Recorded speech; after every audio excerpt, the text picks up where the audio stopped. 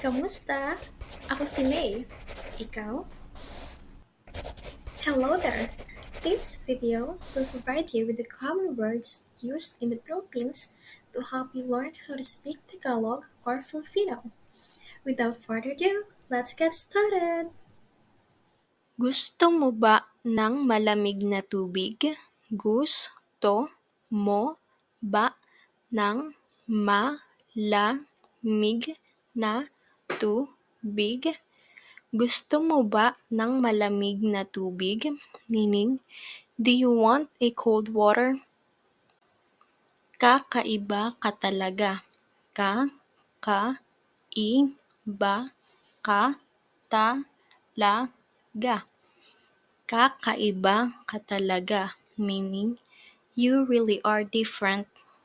Hintayin mo lang ako. Hintayin mo lang ako. Hintayin mo lang ako, meaning just wait for me. Kung saan-saan kita hinanap. Kung saan kita hinanap. Kung saan-saan kita hinanap, meaning I've looked for you in places or I've looked for you everywhere. Saan ka pa nakapunta? Saan ka pa nakapunta? Saan ka pa nakapunta? Meaning, where else have you been?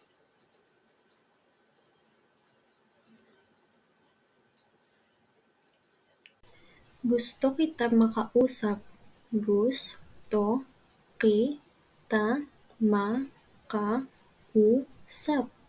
Gusto kita makausap, meaning I want to talk to you. Wala akong alam dyan. Wala akong alam dyan.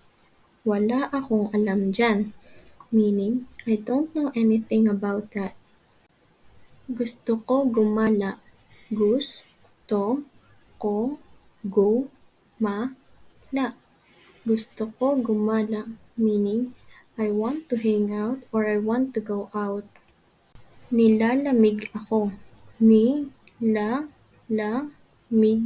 ako. Nilalamig ako, meaning I'm cold. Nalulungkot ako. Nalulungkot ako. Nalulungkot ako, meaning I am sad. Bibilhin ko ito. Bibilhin ko ito. Bibilhin ko ito, meaning I will buy this or I will get this. Sariwa ba to? Sariwa ba ito? Sariwa ba ito? Meaning, is this fresh? Malapit na ako. Malapit na ako. Malapit na ako, meaning I am close or I am nearby. Bilisan mo. Bilisan mo.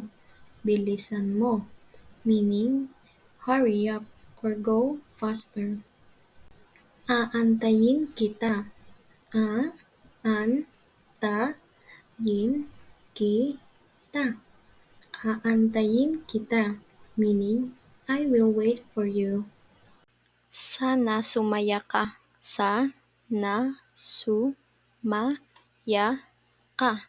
Sana sumaya ka, meaning I hope you become happy. Nag-iinom sila. Nag-iinom sila. Nag-iinom sila, meaning they are drinking. Manloloko ka. Manloloko ka.